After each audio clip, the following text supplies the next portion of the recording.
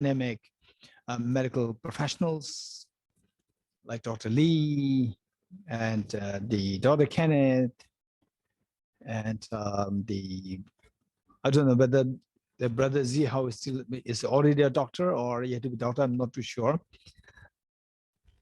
Okay. I'm just a medical student. Okay, medical student. The last year, final year. Yeah, last year. Yes. Okay. So initially it was intended for the medical professionals, and then somehow the people come to know about this program. And I would say that, yes, this is extremely important topic. So on behalf of the Medical Dhamma Center, I'd like to just welcome all of you to this program and just see in what way we can learn, I'll say, the Buddhist philosophy, Buddhist psychology in its very objective, but in a very subtle, systematic form, number one. Number two, that how we see parallels within the Buddhist studies of the psychology and philosophy, but the modern science, which is so important, and not just on the intellectual plus on the ground, what can be done, to transform yourself and to help transform your patients and help transform your family members, because we are bound to face with difficulties and challenges. And Singapore, one, because of the less number of the population, and number two, the efficiency of the whole nation. We see that COVID-19 could not really, is not really a devastating factor to destroy the lives, so many lives in Singapore, whereas for example, say in Brazil, India, in many places, even in Europe, in America, the second wave, they really destroyed so many lives. And looking at that, we see that we should be there to embrace each other, and particularly people with intelligence. People with intelligence, they should take the lead, because the people who are not so intelligent, they don't have the capacity to really help the beings, the people, the population of the world on a large scale. On a small scale, yes, they can manage, but on a large scale, people with intelligence, they should take the responsibility. And particularly this group, Medical Dhamma Center of Singapore, you are constituted of the brilliant members there. So you are taking this responsibility. I really congratulate all the members of this Medical Dhamma Center Singapore. Okay. With this in mind, today's topic is quite a dense topic, quite a heavy topic. And meanwhile, I'm going to touch some very important questions which we are to reflect on. And let us keep in mind that our attitude to this talk and our attitude to the topic must be very objective. What do you mean by objective? Objective meaning that not to just follow the teachings and the traditions of, say, the Buddhism or the Buddhist teachings literally. Don't begin with this. Don't begin with the blind faith, number one.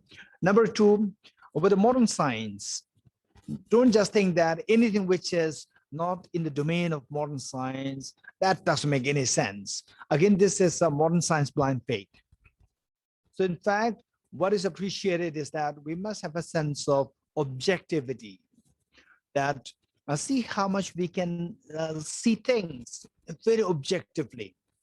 And first of all, there need to be some ground to be created, but given that we don't have much time, and it's all these, say, the 4 sessions that we designed, they were all, with the different topics, each session with different topics, so we can't really do like a carry forward to the next. They're all different topics.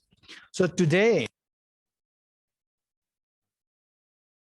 it's the relationship in the mind and the brain, and the convergence and divergence on this topic between the points of view of the Buddha Shakyamuni Buddha and Charles Darwin, Buddha who appeared 2,500 years ago, and Charles Darwin who appeared in the 19th century. So what are the points of view, whether they converge or diverge? Okay. And first, of course, for this topic, what is required is two things. One is that the individuals are expected to be of sharp caliber, meaning that each one of us are expected, each one of us is expected to be very sharp and very intelligent, number one. Number two, what is expected is to come with a clean slate, without a baggage from Buddhist philosophy, without a baggage from any belief system, with a clean slate. Your knowledge per se, there's no harm in it. Your knowledge per se, there's no harm, but don't come with the suppositions. Come with a very clean slate. That's very important. Okay. And first of this, I like to share with you here a little bit. What happened was that it was 2003. I can say that most of you must be very young in those days. 2003 must be like how many years now? 16 years, which means that most of you were either in school or very young. And so there, in fact, some of you already know, but some of you may not know. And that when I was a young boy in school, my fondness, in fact, I was so fond of the physics. Physics was my the subject that I liked, physics and mathematics. These two subjects. And then many of you may be wondering, if this is who you are, then why did you join the monastery? Why don't you do your physics? Why did you not continue your physics in the college? Okay, it's a long story. And in fact, okay, to cut the story short, I personally, since childhood, the affinity was all in mathematics and physics. So with this in mind, when I was in Cambridge in England 16 years ago, therefore being a fellow there in Girton College in Cambridge University, I used to meet a lot of physicists, mathematicians, and the scholars here. And particularly, I met one physicist who was so bright, and of course, extremely bright. And if not to the extreme of easily provoking other people, he's exceptionally bright. And one day what happened was that we were having some debates on the concept of time. And then at one point, he said that, okay, in this world, only physics is education, which means all the medical professionals, you're not from the education. So according to him, he said only physics is education. And I was little upset. That's too much. So I asked him why. He said, because only physics allows you to have a critical thinking. All others are imitation of the earlier teachers. This is what he said. So I said, okay, this is where, say, the Buddha and the scientists, the brilliant scientists, I would say like Albert Einstein, Niels Bohr, and the Charles Darwin, they can come together. Of course, physically they cannot, but we as a people who have access to the thoughts of these great thinkers and the scientists, we can bring them together and see what parallels where they diverge, where they come to converge. So this is what we can explore. And then I said, okay, listen what the Buddha has to say. And then I quoted what the Buddha said, that the bhikshus and the wise people, just as the goldsmith tests the purity of the gold by cutting, rubbing, and burning the gold, you should also examine my words and put them to practice, not simply because you respect me. And then he remained silent for a few seconds. And he said, oh, the Buddha must have been a great physicist. Okay. So what I'm saying is that this is the approach, the attitude that we need to have towards exploring something, to see whether there's any comparisons to be done, or the things go in the dichotomous way. The things are dichotomous, or they go in parallel, they're compatible. That we have, in order to see that, this should be our attitude, to have the sense of objectivity, which is so much emphasized in the studies of the modern science. Okay. Topic is about the mind and the brain. First, let's say the brain, the medical students and the professionals, you know what the brain is. And if I personally would say that again, I would share this anecdote with you. That was when I was, I think, age 19 or 20. I just finished my high school, and then I joined the monastery. And in fact, I was thinking of becoming a physicist. Before I joined the monastery, I was thinking of doing physics as my major, and then to become a physicist. And for me to think of a very like professional studies like medical engineering and so forth. This young boy, with no exposure to the outside world, I was thinking of that as, okay, you study your medical, and then you finish, and then that's it. And engineering, you study engineering, and you finish your course in 5 years. That's it. This was what this young boy mind. No, there must be something more. Keep continuing exploring. Keep exploring. This was what was in this young boy's mind. And so therefore, I picked up physics.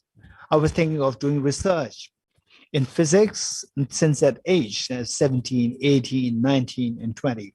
And 20, I'd say 19, when I finished my high school, I joined the monastery.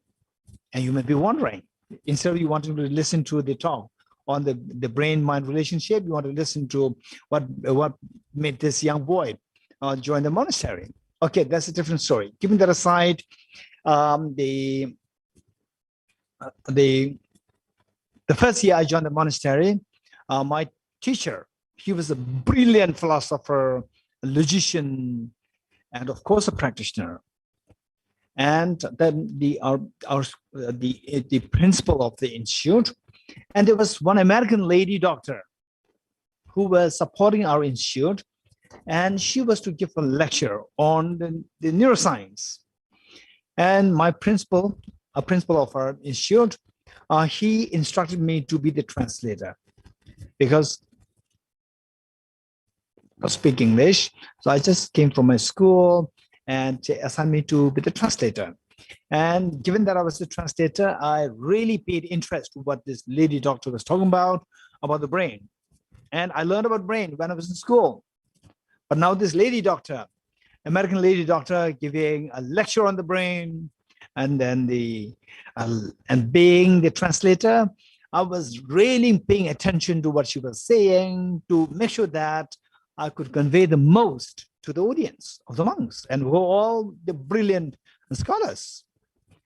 So I tried my best to pay attention, and I was literally blown away by the incredible refinement of the presentation of this lady doctor. So she was saying that you are speaking in Tibetan because of this part of the brain. and you are seeing this color, say the green vegetation, green color, because of this part of brain. And you could feel these emotions of sadness, and you have the memory and so forth, because of this part of the brain. And so like everything that we speak about, the functions of the mind, the doctor was ascribing this to the functions of the brain. And this young boy who just took for granted that there is a mind which is different from the brain. When you die, never mind, the brain is cremated or buried, but this mind will travel to the next life. You can improve, and then you can become Buddha. And this is how you can, help yourself and help other beings. And suddenly that belief was shattered by this talk. That all what I saw as a function of mind, all deduced through the function of the brain. Then this poor boy, after the lecture was over, if this is what the brain is, where's the mind? This was my question. And then my basic belief in Buddhism was really shattered. And I already quit physics. I already quit joining the modern colleges. I joined the traditional monastery. So am I crazy? Am I crazy? What did I do? If there is no mind different from the brain, what am I doing? Then I embarked on a very different journey. I told myself, I did not tell anybody. I just told myself, Dorji, now don't think that you are Buddhist. Now start with a clean slate. I told myself. And luckily, the monastery in which I was trained, the first monastery, this is the monastery of academic studies, where logic, philosophy, psychology, all were taught. And particularly this tradition of the logic and the debate. There, you are given the full freedom to ask any question. If you know any scientific approach or any logical approach from any other system, you can bring this in the language of the logic, in spiritual language, logic. This concept you can bring from anywhere and put it in the language of the logic, and then you can put forth your position. So this was how I'm so fortunate that I did not really lose my track. Although my belief was shattered, but still the approach, the key is still in my hand, that I can logically explore if there's a mind which is different from the brain. So this was since I think Dr. Lee was not born, or for sure, the Brother Zihao is not born, for sure. When you're not born, this was when it happened, which means it was 1988. Zihao not born? Yeah, not born. Not born. And the Dr. Lee not born? I was born already. Thank you, Venerable. Okay, 1 year old. Okay, so that was like 1988. Okay, so this was how it began. This journey is of course, this is a very interesting journey. At the same time, it is the very challenging journey, because this is a topic which many people cannot touch. And for me, there's no choice, because it's about my belief. My belief is being shattered. Okay, so I started this journey. And luckily, there is one book, there's one, not really book as such, there's one text composed by a 7th century great Indian logician and epistemologist by the name Acharya Dharmakirti. And he wrote on this concept, how there's a mind which is different from the brain. He wrote this, and this is a very, the very technical, the text on logic and epistemology. And I'm so lucky that when my faith was shaken, Buddhist faith was shaken, at the same time, I was equipped with this text. Then I really started to explore this text, and then started to explore on my own how whether or not, it's not that how there is a mind different from the brain, but the question is more objective, whether or not there is a mind which is different from the brain. This was like since 1988. Now it's almost like 20 years, 33 years now. 33 years of journey. Okay, this is a very interesting journey, and of course, it's a very technical journey. And if you are each one of you, if you're really interested in this topic, if you really want to explore this, then what we suggest is that the first of all, keep in mind that like the study of the quantum physics, don't expect that 1 lecture, 2 lectures, 1 year of the your exploration will give you the answer. Don't expect that. This is like the study of quantum physics, which will take many years. At the same time, you must have a very objective attitude towards exploring the reality, number one. Number two, that you must have a nuanced way of looking at things. Nuanced way of looking at things to appreciate the nuances of the realities. These two things are very important. Okay, with this mind, first of all, what is mind? What is mind? Let's say from the point of view of the Buddha, then from the point of view of the Charles Darwin. Charles Darwin, whether or not he explicitly talks about our mind, what mind is and so forth, I will just take you to his related views, because he did not really speak explicitly on what mind is, but there was constant mention of mind in his writings. And in fact, I have a tremendous respect for Charles Darwin. I have a tremendous respect for Charles Darwin. When I was in school, during that time, when I was in class, say the high school, the last 2 years, final years of my high school, and last 2 years, I was doing physics, mathematics, chemistry, and biology. And the final year, I dropped biology to focus on physics and mathematics. And the medical students, they may not be too happy to hear that. I dropped biology. And just as you are unhappy, even the biology teacher was very upset. And then she persuaded the mathematics teacher, because she knew that this young boy was so interested in mathematics and physics. So she persuaded this mathematics teacher to persuade this boy to continue taking up biology. And the mathematics teacher, why should he really encourage me to do biology? It is not a subject. But he was just casually telling me, Dorji, why did you drop biology? Why not you continue with your biology? And I said, no, it is nothing to do with you or to me, right? You're a mathematician. You are not biologist. And then I'm not interested. Of course, biology, I like biology, but it's about my life. So I like to focus on physics and mathematics.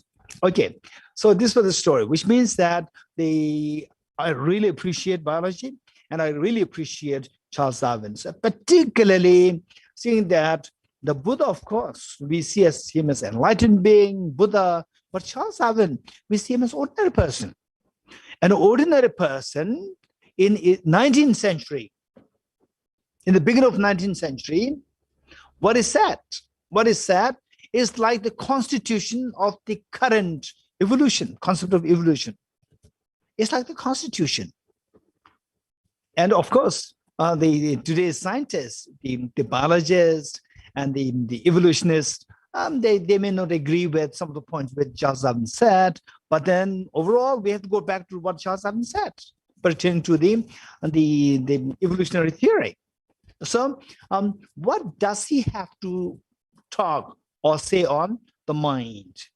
These are the two things I'll just quickly touch, and then in what way the 2 points they converge, on what way the 2 points they diverge. This is what I'd like to share with you.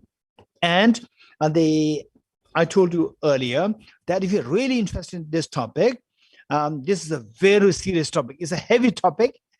Not only heavy topic, it's very important topic.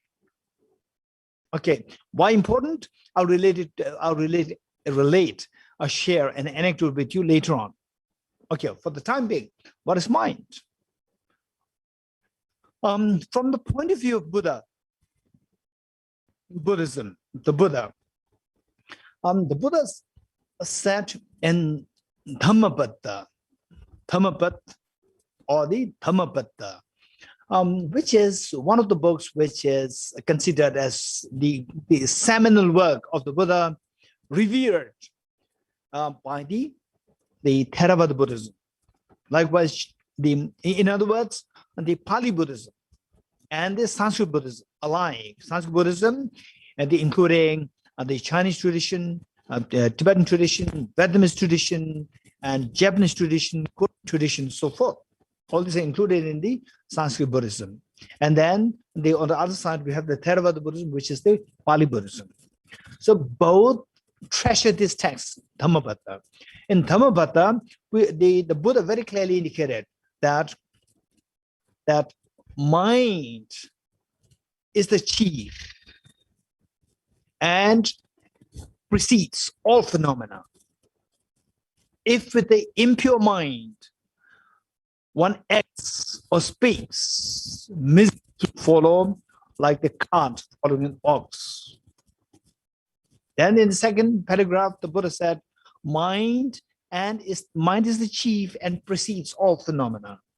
If your mind, one acts or speaks, happiness will follow like the shadow following the person. So this is what the Buddha taught. And so this is about the mind. Mind is the most important thing. So therefore, I was telling you that the study of the mind, whether or not the mind and brain used to one different, this is an extremely complex topic. Plus, it is extremely important topic, so relevant to our existence, to our being, because the mind is the chief and precedes all phenomena. Meaning that, say, COVID-19, whether you're a religious person, whether you're a believer in the mind, non-believer in the mind, everybody is scared of COVID-19 and wants to have this feeling of the fear, anxiety, uncertainty. What is that feeling? You can feel it. And yet nobody can deny this. That undeniable phenomena that is in you, that is within each one of us, which the neuroscientists cannot see, which your friends cannot see. You alone can feel it undeniably. That is your mind. And that decides, because of this, you want everything. Because of this mind, you want everything. In Singapore, you need the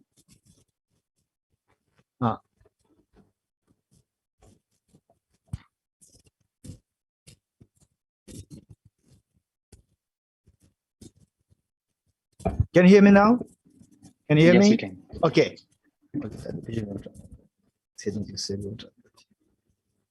Okay. Let's say that, oh, there's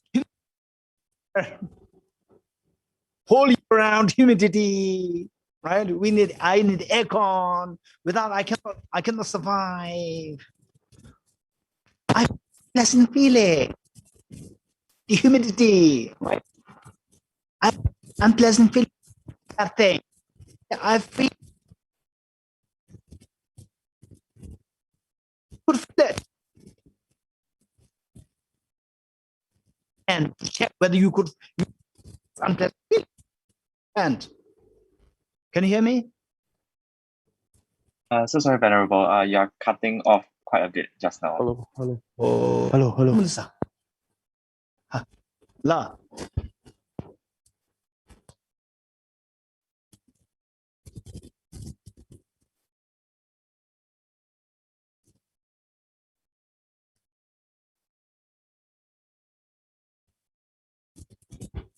Can you hear me? Can you hear me? Yes, we can now. Yeah.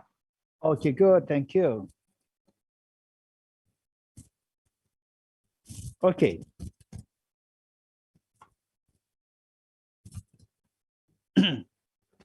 Okay. So let's say that in Singapore, and likewise in Mumbai, there's a humidity problem, right? And because of this, we need the aircon. We need aircon. And then where there's a cold, we need the heating system. And for traveling, I need cars. And for the traveling to Singapore, I need an aeroplane. We need all these things to feed this mind, to make this mind happy. When I say with humidity, I feel unpleasant. Undeniably, you are feeling unpleasant. You are feeling unpleasant, but others cannot see that. Others can infer that you are unpleasant. You are feeling unpleasant. That feeling makes you to have the aircon, the heating system, your clothes. Oh no, I cannot go naked. It's very rude to go, naked because I feel ashamed. I feel embarrassed. What is that embarrassment? What is that unpleasant feeling? Well, do you feel it? Yes, I feel it. It's so embarrassing. No. So I'm feeling hungry. Nobody can see that you are hungry, but you could feel it. Others can infer that you are hungry. Others can infer. They cannot see your hunger, but you experience that firsthand. You don't need say what's going in your thought. The neuroscientists, they may need the fMRI scan to check what you're thinking, what the brain, what brain waves, which part of the brain is activated. And they say what's the brain wave? They need the scan, but you don't need the scan. You know what's going in your mind firsthand. So that part, the object which you know, that's the mind. And because of this, we need everything: the food, the housing, the cars, the friends, people around the house, everything we need that just for that, to remove this unease of the mind and to make the mind more happy. That is what the Buddha meant by the mind is the chief and precedes all phenomena. This is the one which brings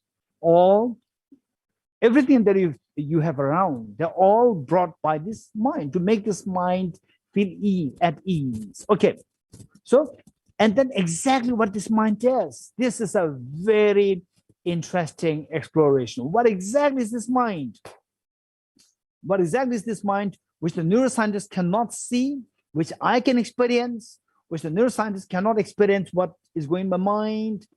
And so that mind, what exactly is that phenomena? If you are interested in this, there is a separate discussion on this, what the mind is and how to discover this. Like say nowadays people talk about detecting the explosion, the Big Bang explosion, which happened 15 billion years ago, detecting the sound of the Big Bang explosion. So this sound exists within us. Since 15 billion years ago, it existed, but we cannot detect them because they're so subtle. Now, we are developing the very sophisticated machines to detect these subtle sounds. Likewise, what this mind is very subtle. It's a very subtle phenomenon. And if you do discover that, this is a revolutionary, and it will give you a tremendous sense of meaning and purpose of your life. If you're interested, particularly for this medical Dhamma Center, Singapore, the members of this, if you're interested, this one we can do a course on this. Okay, for the time being, what is mind from the Buddhist point of view? What is the mind from the Charles Darwin point of view? Okay, now let's go to Charles Darwin. Charles Darwin, if you read his books like Origin of the Species, and also this is a very interesting book, which the human mind,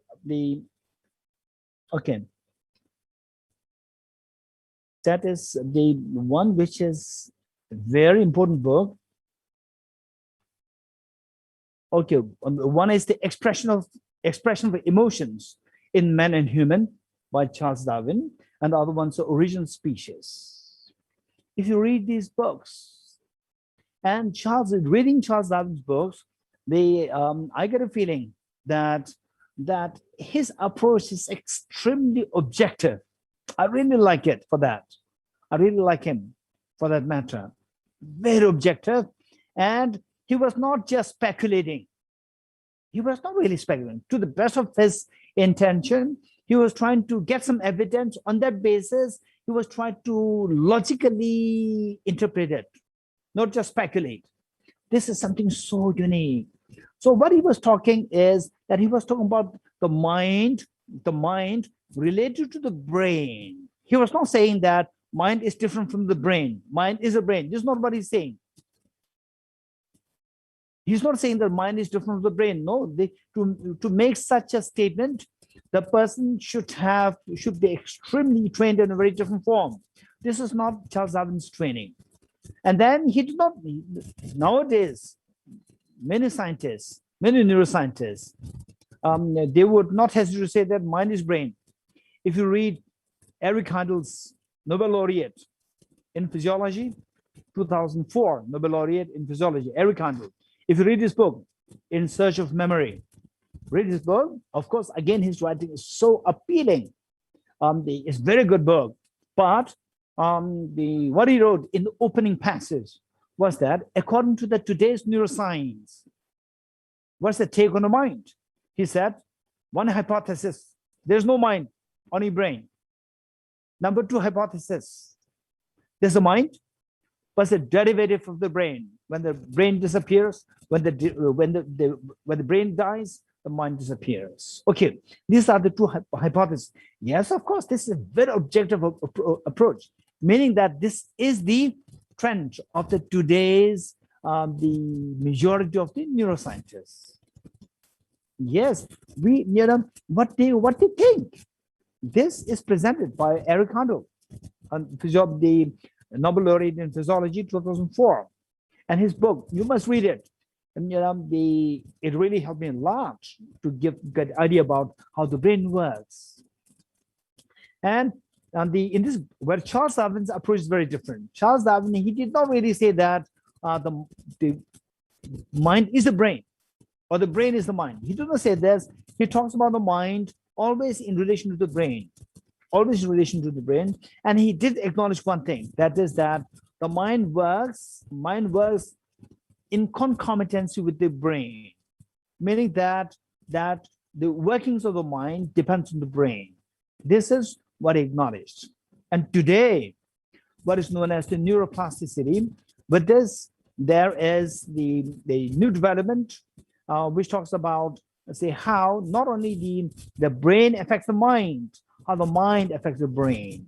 See, even if you are, say, in your age 80, 90, by training your mind, your brain can still be affected, the neuroplasticity. So this is being a new development.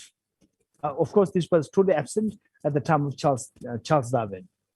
With this, what specifically Charles Darwin talked about is the emotions in the form of instincts.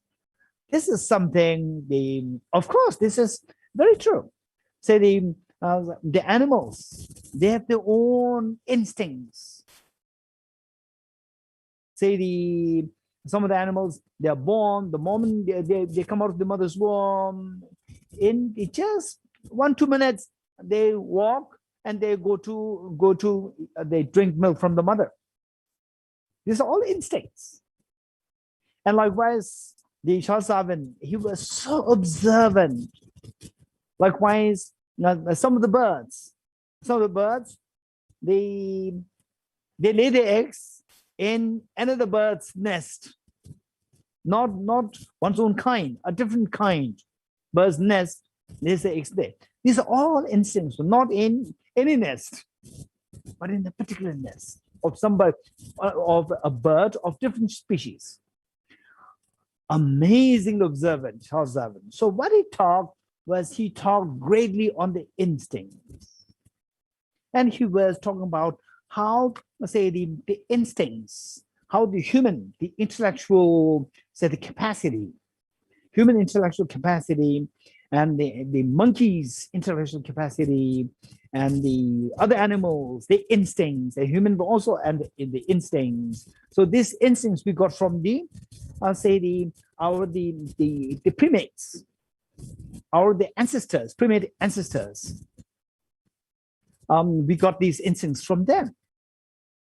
Okay, so now this is where I like to talk a little bit, the convergence and the divergence on this topic between what the Buddha taught and what Charles Darwin's view. Okay, one thing is that the same. What examples do we have of the instincts? Let's say, what examples do we have the instincts? The instincts, simple examples that I gave you already, and on that basis, instincts, and then we have the emotions. Emotion of anger, emotion of attachment, emotion of the fear. And these three, and then of course we talk about the memories and so forth, that's fine. Say the emotions. He was just always asking why these emotions came into being, why? What for? What's the reason for these emotions coming to being? These emotions that we have, the very basic, the unicellular organisms, whether or not they have these emotions that we have. And of course, according to him, no, unicellular organism, like 4 billion years ago, when the first unicellular organism appeared on the water, it was a very simple cell, a unicellular organism, that's it. It doesn't have any emotion. So that was our first ancestor on this earth. The very complex human structure, the human physiology that we have. So our ancestor, if you track back, it was 4 billion years ago when the unicellular organism came on this earth. So that was our first ancestor. So from there, then gradually the unicellular organism, it became more and more sophisticated over the last 4 billion years ago, 4 billion years. And the human beings, 0.3 million years ago, or 300,000 years ago, according to Charles Darwin, the biologist, the human being came into this earth 300,000 years ago, which means that as compared to the 4 billion years ago, it was very short duration of time, which means that this sophisticated the human thinking, the brain, instincts, emotions, they were just very newly developed as compared to the whole span of the 4 billion years in time. So the pertaining to these instincts and the emotions, according to Charles Darwin, this is the survival of the fittest. Survival of the fittest. We have to survive. Finally, the species, according to him, why do we, they say what's the purpose of the species, human species? Why? It's to survive. It's to survive the species, that we should not die. That your next generation comes and your job is done, and then the next generation comes, and then that generation, the job is done. So the species should continue. This is the purpose of the species, the human species. This is according to Charles Darwin. To survive, who survives?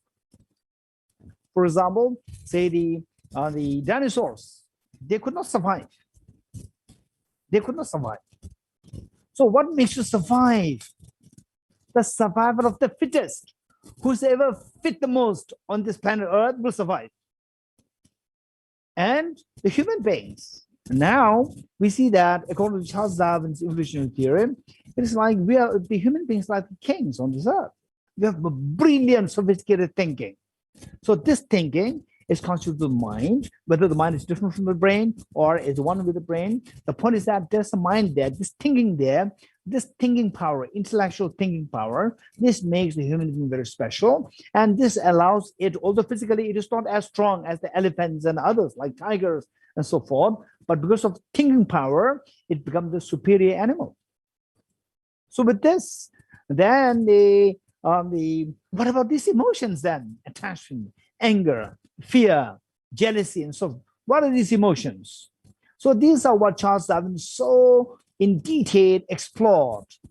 And he commented that these emotions are also evolutionary gifts for us. These emotions are evolutionary gifts for us. For our survival, we need these emotions. Okay, in this connection, okay.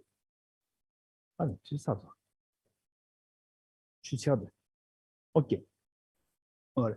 Okay.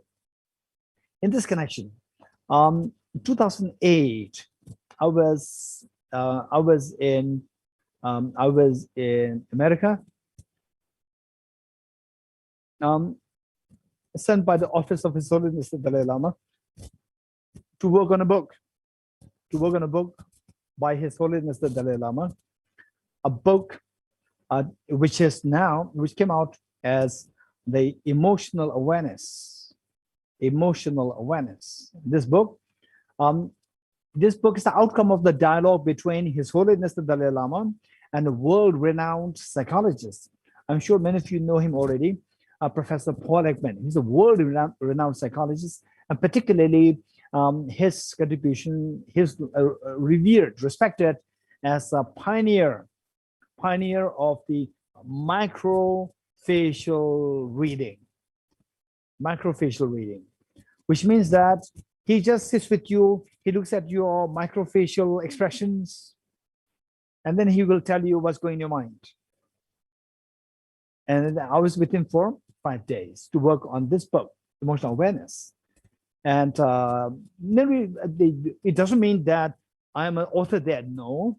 I was sent by the Office of His Holiness the Dalai Lama to make sure that His Holiness's voice in this book, they are accurately presented. So for that matter, I was sent there. I was with him for like 5 days.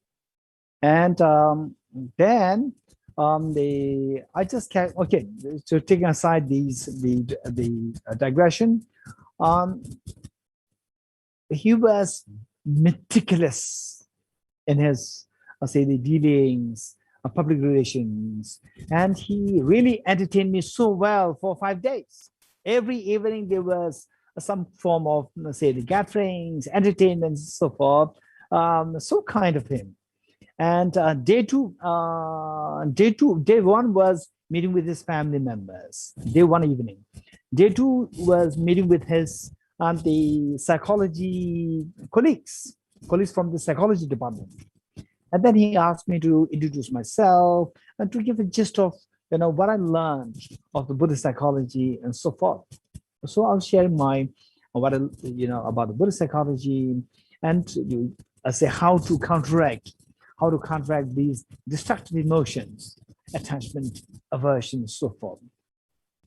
And then one psychologist, a lady psychologist, she just raised her hand, and I said yes, and she said that you are talking about how to get rid of the attachment, how to get rid of the fear.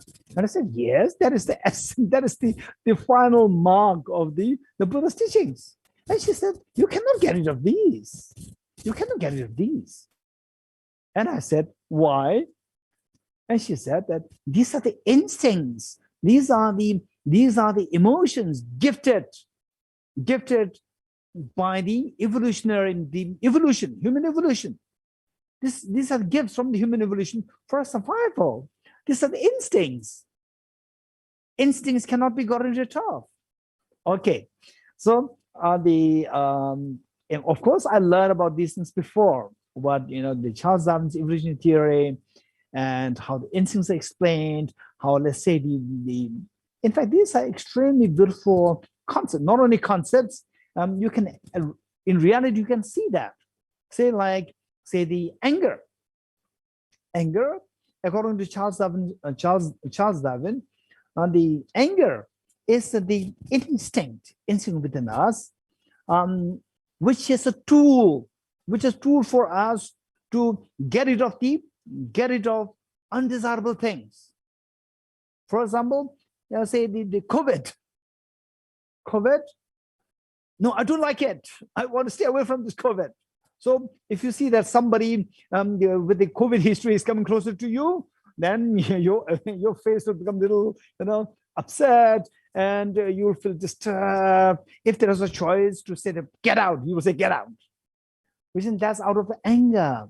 So this anger is to protect you from the undesirable things.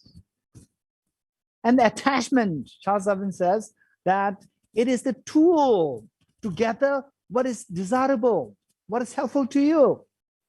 Say, for example, I'm hungry and I'm looking for the food. If there's a stale food, or let's say 1 day old, 2 days old cheesecake, no, not really, I don't like it. And whereas there's a fresh cheesecake, yes, I like it. So this attachment will make you to go for something which is fresh, which is good for you. So attachment is required. The anger is required for your survival. Finally, the survival of the fittest. Somebody who is fittest will survive. So for you to survive, you should be the fittest. For that matter, you need these tools. So you cannot get rid of these tools. And these tools are given to you through the evolution.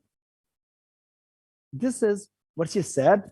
This is very interesting discussion. Okay, so these are the areas which Charles Darwin very clearly indicated. Now, what is the Buddha's take on this? This is a very important point.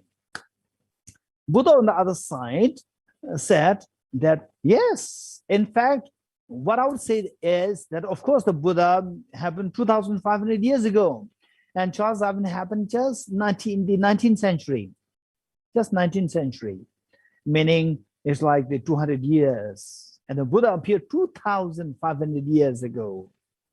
And yes, of course, say separated by distance, separated by space, separated by time, these two great thinkers.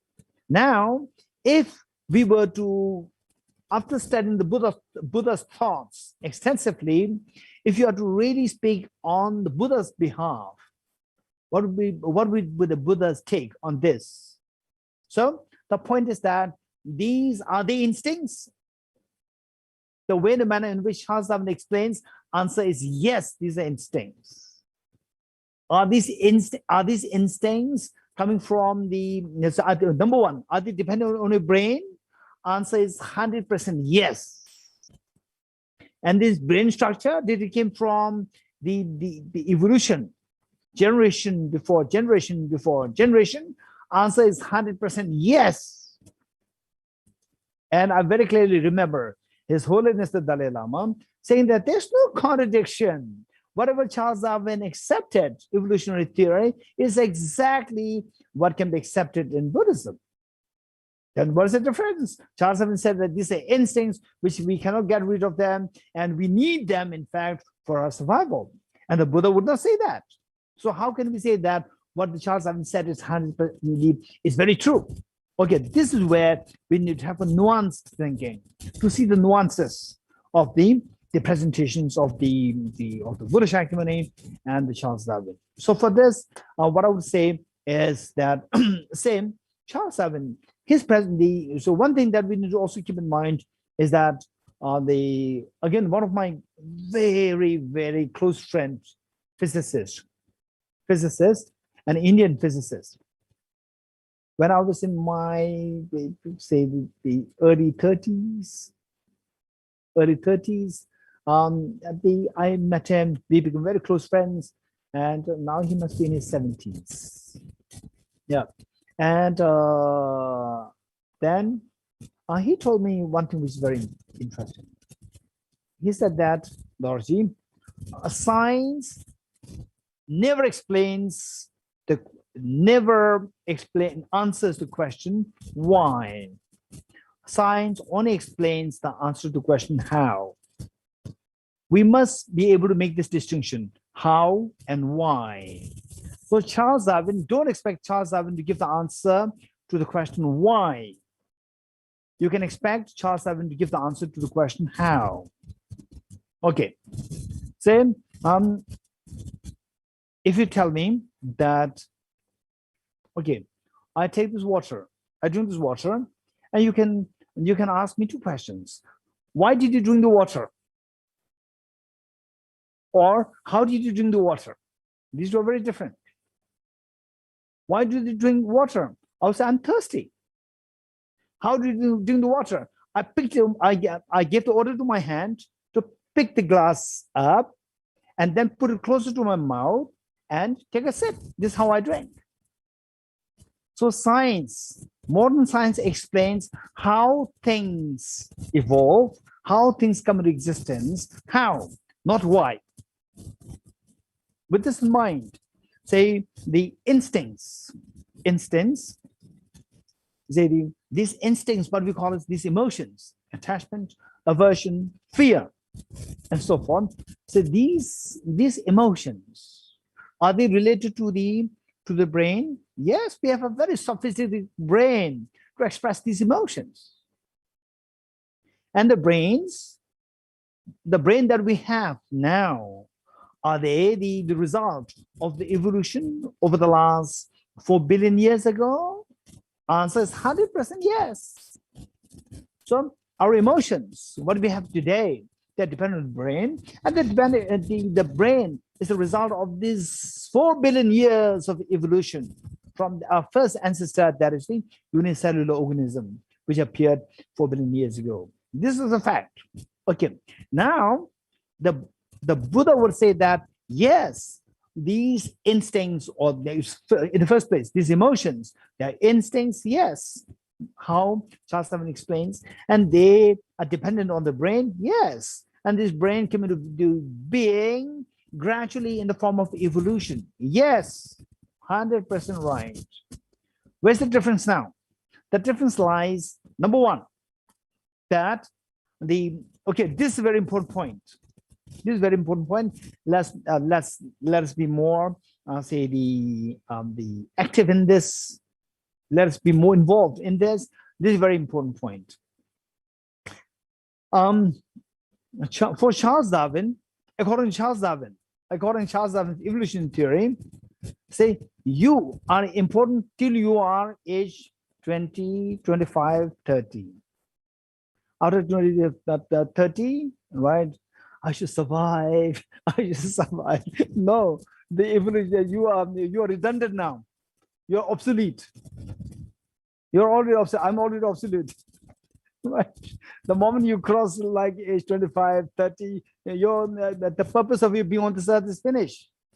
You're not important. But we have this instinctive feeling that, no, I should not die. Even if I'm 90 years old. Even if 90 years old and I'm just bedridden, right? Going through terminal illness, and if okay, now there's a vaccine. Yes, I like to have the vaccine for COVID. I'll get a vaccine because I don't want to die. According to Charles Darwin evolution theory, no, you are wrong, right? No, you are redundant now. You are obsolete. Now your date is gone. Your date is expired.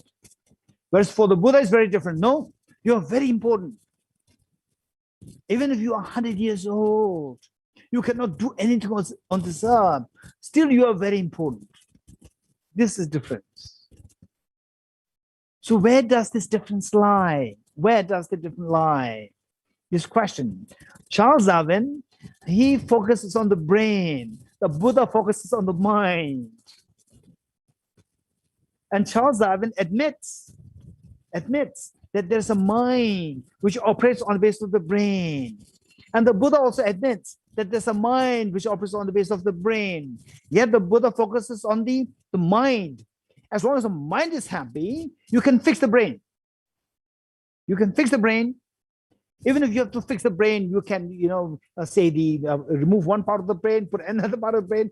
As long as your mind is happy, you do it. But for Charles Darwin, this is unimaginable. If you try to fix the brain for the mind is just a product of this. Don't think about mind, think about the brain. In other words, Charles Darwin is thinking about the brain and Buddha is thinking about the mind. You're getting it? Okay, now the next important point. Charles Darwin, because his focus is on the brain. Brain did not come from our last life. Brain came from our parents, the former generation. And our parents got the brain from their grandparents. So we see that for Charles Darwin, what is important is not your previous life. What is important is the generations are important. Generations. For the Buddha, because the Buddha's emphasis is on the mind. Mind did not come from your mother. Mind came from your previous life. So for the Buddha, your previous life, your next life, you, because of next life, previous life, this you at the time of birth, at the time of immediately before death, all are important. All are important. Every moment is important. Even if you are going to die tomorrow, but today you are very important. For Buddha, for Charles Darwin, no, better you be a food for the line, or food for, because the food chain. You should be a part of food chain. This is Charles Darwin. This is a difference. Now, the important question, okay, very important question is, okay, so now we see that what Charles Darwin is explaining is what the Buddha accepts. And their presentation, they're very similar. That our emotions are dependent on the brain, and that brain is a physical structure, and the physical structure came from you inherit from the previous generation, you get back in time, and evolution, human evolution becomes very important. For the Buddha, yes, the brain and the mind, yes, all these things are same, but his focus is on the mind. Because finally, you should be happy. Why do we need the COVID vaccine? That I don't want to have the fear, right? What's the problem if you have the fear? If I have the fear, I'm not happy. You want happiness. That is the point. So this is what Charles Darwin missed to acknowledge. Everything that we do, including the craving to get the vaccine. For example, in India, we're not getting the slots for the second vaccine. I'm supposed to get the vaccine now very soon. Second slot, the second vaccine, but I'm not getting the slot. So I must get the slot. I must get a slot. If I don't get a slot, I feel unpleasant. I'm feeling unhappy. So finally, we see at the purpose of your happiness. So this is what Charles Darwin failed to acknowledge. Whereas the Buddha said that your happiness is the key of this universe. Your happiness and happiness to the community. In other words, your happiness is key for this world, for this universe. If for this purpose, all whatever we have, even the agriculture, engineering, medical is for what? If somebody is so happy to die, we don't need the medical. We don't need medical. Say some people, 1 out of 1 billion people, 1 out of 5 million people, they said, okay, now I live too long. Now there's no point in living. I like to go for euthanasia. 1 out of few million people. And if you say that, no, I'll give you medical attention, so please get out. You're getting it? Doctors are totally irrelevant. You will say, no, I don't need doctors. I don't want to survive. Only if you want to survive and you have physical problems, then the doctors become relevant. And today, the doctors are so much in demand. And the medical professionals, they are so much in demand because people don't want to die. People feel unhappy dying. So this happiness is the one which drives your life, which decides what we need, what you don't need. Your happiness, that is very important. And that happiness is a mental state. Mind is important. Whereas Charles Darwin talks about the brain, the Buddha talks about the mind.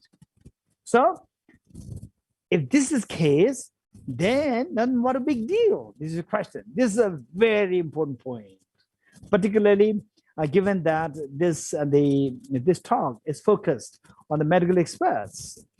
I'd like to share one anecdote. 2 years ago, okay, I was abroad. Where abroad? Don't ask me. Abroad. And you may ask me, Singapore? I'll say no, for sure, no. Now don't ask the second. Okay. So I was abroad and I was meeting with the big scientist and his wife. In fact, they were to host me. And the scientist is agnostic. He's a physicist. He's agnostic. He does not believe in any religion, whatever. And he's very intelligent. And the wife is so concerned that he should embrace spirituality. And the scientist, he's very brilliant. Why should a brilliant person follow somebody who's not as brilliant as him? So this wife wanted me to speak on her behalf to make him spiritual. So the wife was insistent that I should stay with them, I should stay with them, I should stay with them. And then they, for some reasons, 1 year somehow I could not accept it. And the second year, no choice, because the person, insisting out of love and affection. So second year, I said, okay. And I was there. And the first evening, they hosted some kind of tea for all of us. And then the wife was so energetic. And the husband was talking about his own thoughts, thoughts. And we were discussing. And then the wife was deliberately bringing in the issue of the rebirth, about this mind. And I was already very tired from the few days of travels, conferences, and so forth. I didn't really have energy. And she was deliberately bringing this topic, and I just evaded. And I didn't know why she was bringing that topic. And then in the evening, on the dinner table, in the evening, we were all sitting together. Again, she said, Gisela, tell me something about the rebirth. And I said, oh, this is it requires a lot of discussions. I don't have the energy to talk on this now. Then she became very direct. She thought that, okay, now he's not going to speak on this topic. So she said that he's the one who doesn't believe in rebirth. Funny to her husband. And then that's quite a tense situation. And the husband was just staring at me like this, like a child, like this. And then I was looking at him like this. Okay, so it was quite a tense situation. He's very bright. He's a physicist, a very senior physicist. And of course, I was so tired. And then the main host was the lady. And he was, of course, we have the friendship between two of us. And he was staring at me like this. What he's going to say next? And then I was just, no, my style is not to really, be aggressive. No, why? It's not necessary that somebody should believe in rebirth. Not necessary, right? Whether you believe in rebirth, not rebirth, that's absolutely your choice, right? And then whether you want to eat pizza or not, whether you want to eat food or not food, it's your choice. If you don't want to live, you don't have to eat food, right? And somebody may push you. Okay, that's your choice. Okay, what I'm saying is that to believe or not, why should somebody push somebody to believe in something? No, it's totally irrelevant. But this wife, she was insisting that I should talk on this. And then finally I realized the final agenda, in the first place, why she was insisting that I should come to the place. Number two, insisting that we're all together for tea and all this. Okay, then I said one point related to what the Buddha taught of, the Buddha's focus on the mind and Charles Darwin focus on the brain, physical body. The development of the physical, the components of the person, and the Buddha's emphasis on the development of the mind. When you speak of the mind, then the rebirth comes into play. When you speak about the brain, rebirth is irrelevant. is about the, I say, evolution. Evolution, which has nothing to do about your past. It's about your past generation. And you, your mom and you, your thing is very different. You're two different persons. So this is where I said something. This is extremely important, particularly for the medical professionals, like medical doctors and medical students. This is what I'd like to share with you what I told him. I said one thing that I told him was that whether you believe in rebirth or not, this is your choice. Nobody can force you, and particularly in today and today's time, I'll say it's totally your choice, right? That nobody is entitled to aggressively push you to believe in it. No, this is totally wrong. Number one. But given that you are a physicist, you are a scientist, you are very intelligent, you are gifted with intelligence, why should you not use your intelligence to expand the horizon of your knowledge? If we behave how we behave today, thus far, I'm 50 years old, some of you are in your 20s, 30s, 40s, 50s, he must be in his late 60s. If we behave like this, then by no means we are different from a dog. The dog also gets his, I don't know whether he gets a breakfast or lunch, but for sure he gets something to eat. And we call it breakfast, lunch, dinner. These are the nice labels given. Actually, we're looking for food. We also get food. The dog also gets food. And after the food, we go to bed. The dog also go to bed. And the early morning, we get up. The dog also gets up. And the dog is so busy, we're also busy. There's no difference between a dog and a human being. If you don't utilize the very unique intelligence, a brain, in a special way, then we are like a dog. In particular, a physicist with the incredible sophistication of the brain, your thinking power is totally useless if you become like a dog. Now, you don't have to force yourself to believe in rebirth, but just see if you can expand the horizon of circle of your knowledge, horizon of the knowledge. And you may ask me a question. Why do I have to expand the horizon of my knowledge? This is a very important question. So one example that I said is that don't be like a small child.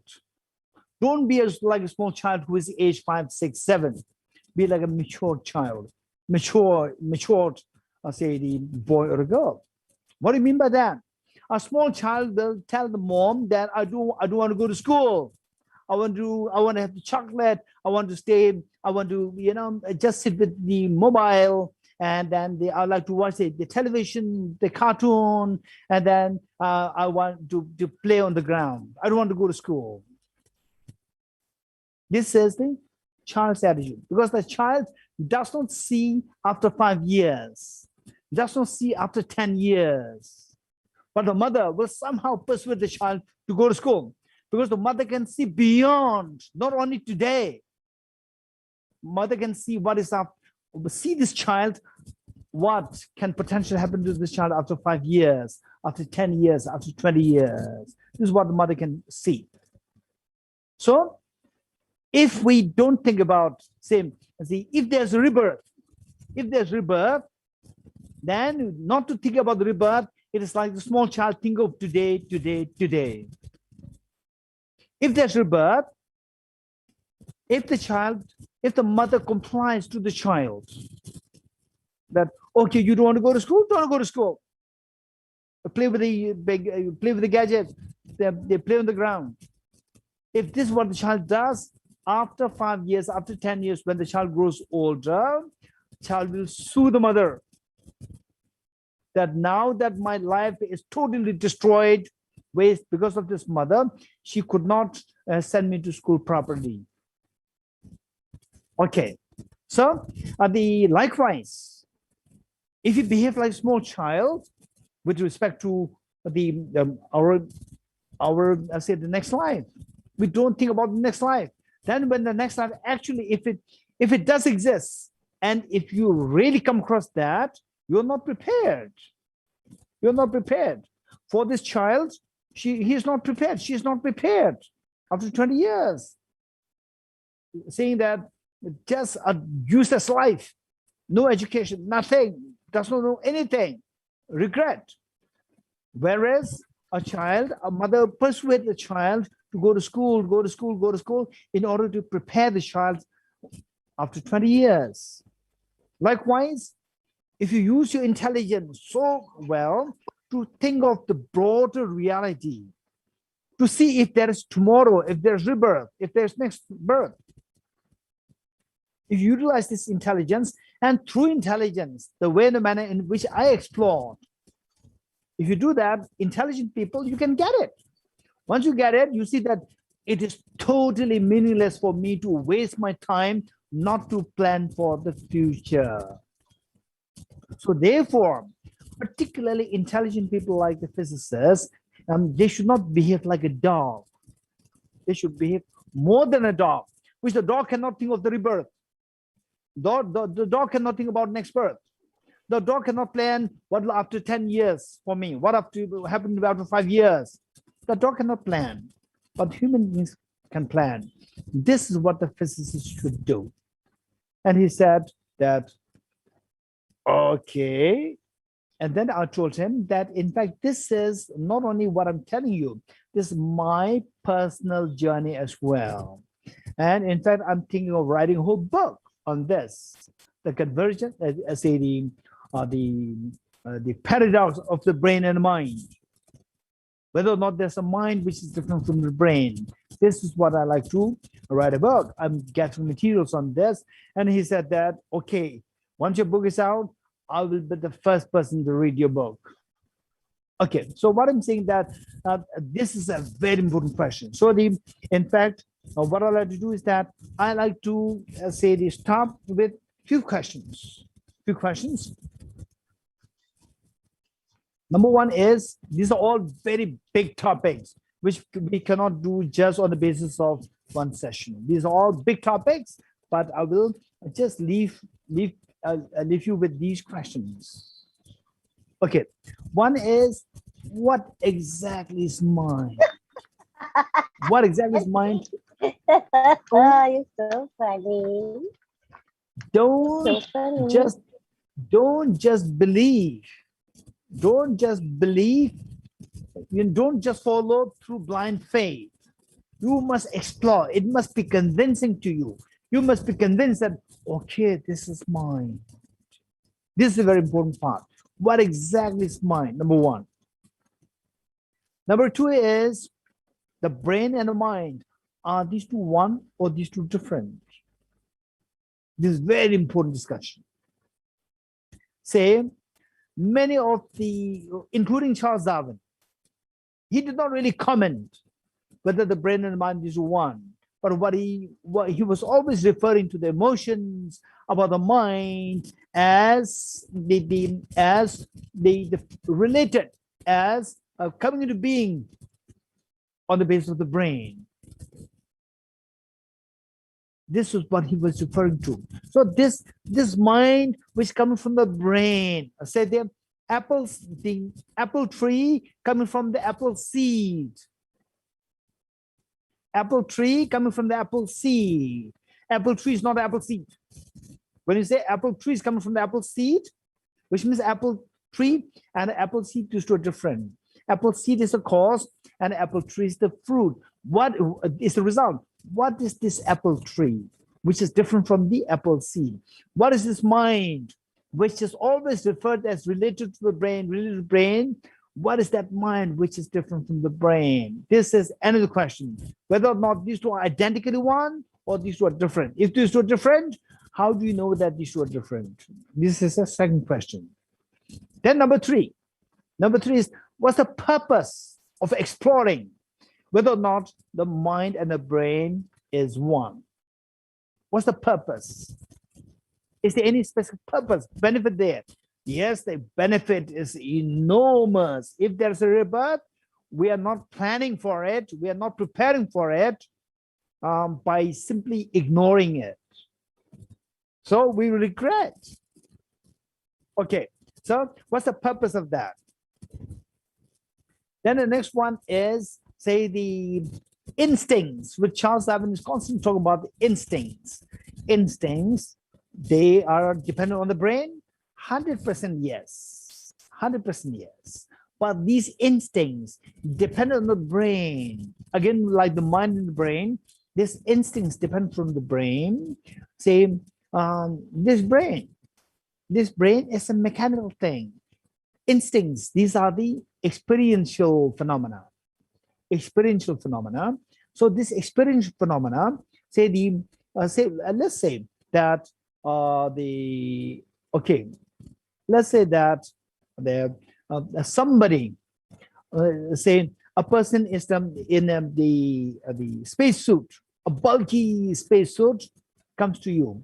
You cannot see his face. You cannot see his body. You can just see the space suit, bulky space suit, and this bulky space suit moving, right? The space suit, what you see is the space suit moving, but there's a person inside it, which makes the spacesuit move. Likewise, we see the instincts which we can feel, and the dependee, which is the brain, which we cannot see. I cannot see my brain. Only if I'm exposed to the fMRI scan by the neuroscientists, they can see, not myself. And today, now, each one of us, we're not seeing your brain now, but we are seeing emotions, happiness, sadness, anger, attachment, fear. We can feel this, the first hand. We have the first hand experience of these feelings within you, but you cannot see the brain correlate of that. You do not see that. You have the first hand experience of these, the emotions. What is exactly the nature of this emotion? What is exactly the nature of these emotions, which the Charles Darwin calls as the instincts? What is the nature of that? What is that like? Which we can first have a first-hand experience, and the brain correlate, which we cannot see. So what's the difference? Okay, these are the 4 major questions I would leave you with for your further exploration. And of course, this is going to be a huge journey into this. And if you're really interested in this, one book that I would suggest is, of course, it's not like a storybook. That itself is going to be a very technical text, Pramana Vartika. Pramana Vartika, a commentary on the Vedic cognition by Acharya Dharmakirti. Okay, so I leave here now. It's already 1 hour and 40 minutes past. Okay, so I'll leave here. And if you questions, 1 or 2 questions, if you have until you feel that it's too late. Otherwise, I'll be happy. I don't mind entertaining 1 or 2 questions. Anybody? Raise hands.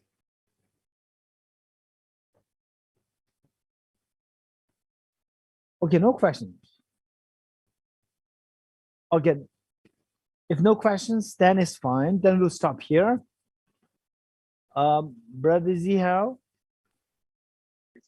Thank you, Venerable, for your Yes. very thought-provoking and interesting sharing today. And I believe this has been a fruitful session for everyone. We'll be wrapping up the session today with a dedication ceremony again, which will be led by Venerable.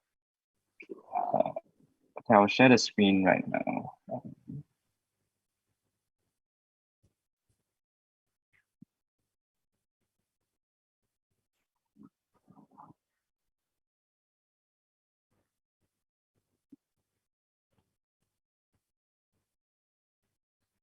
Venerable, would you like to start from this page?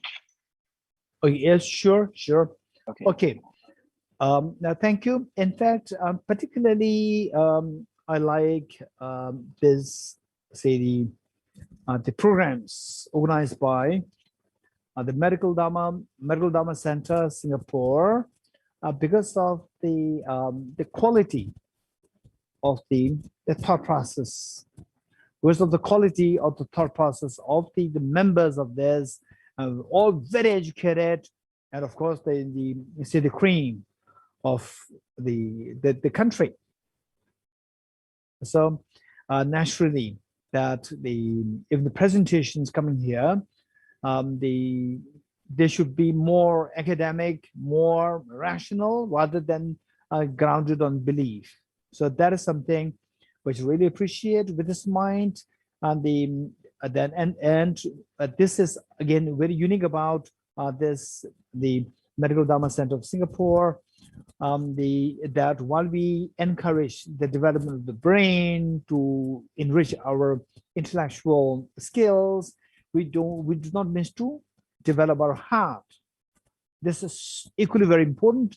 So as a part of that, we will say these dedication prayers. Okay, let us pray that the COVID-19 subsides from this world altogether, that the enormity of the deaths happening and the people hospitalizations happening, so much of problems to everyone. This COVID must subside. Let us pray that COVID subsides as soon as possible, and the people, they restore the spirit of the relief and the joy. Okay, with this mind, let's recite together. I go for refuge until I'm enlightened to the Buddha, the Dharma, and the Sangha. By my accumulations to the practice of generosity and so forth, may I become a Buddha for the benefit of all sentient beings. I go for refuge until I'm enlightened to the Buddha, the Dharma, and the Sangha. By my accumulations to the practice of generosity and so forth, may I become a Buddha for the benefit of all sentient beings. I go for refuge until I'm enlightened to the Buddha, the Dharma, the Sangha. By my accumulations of the practice of generosity and so forth, may I become a Buddha to benefit all sentient beings. Okay, we'll say this 3 times. Okay, 1 time. Om ye dharma hetu prabhavam hetum tesham tathagato yavatat tesham chayo nirodha evam vati mahashramanaye swaha. All phenomena of miseries arise from causes. The causes are taught by the Tathagata. The cessation of the causes as well is taught by the great seer. The 4 seals of the Buddha's teachings. All composite things are impermanent. All contaminated things are of suffering nature. Everything is the nature of emptiness and selflessness. Transcending sorrow is absolute peace. Bodhicitta generation. I go for refuge in the triple gem. I confess the negativities individually. I rejoice in virtues of all the beings. I hold the precious Buddhahood dear to my heart. I go for refuge in the triple gem. I confess the negativities individually. I rejoice in the virtues of all the beings. I hold the precious Buddhahood dear to my heart. I go for refuge to the triple gem. I confess the negativities individually. I rejoice in the virtues of all the beings. I hold the precious Buddhahood dear to my heart. Okay, we'll recite the last Maharsuta mantra 3 times. Eyatha Om Gati Gati Paragati Parasangati Bodhi Swaha Tyatha Om Gati Gati Paragati Parasamgati Bodhi Swaha Tyatha Om Gati Gati Paragati Parasamgati Bodhi Swaha.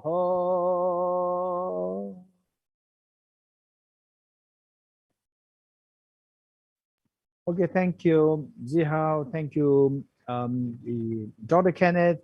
Thank you, Dr. Lee. And thank you all in your team and the Medical Dhamma Center Singapore. And thank you each and everyone of you, the participants. Thank you. Thank you so much, Venerable, for taking time off from busy schedules to speak with us.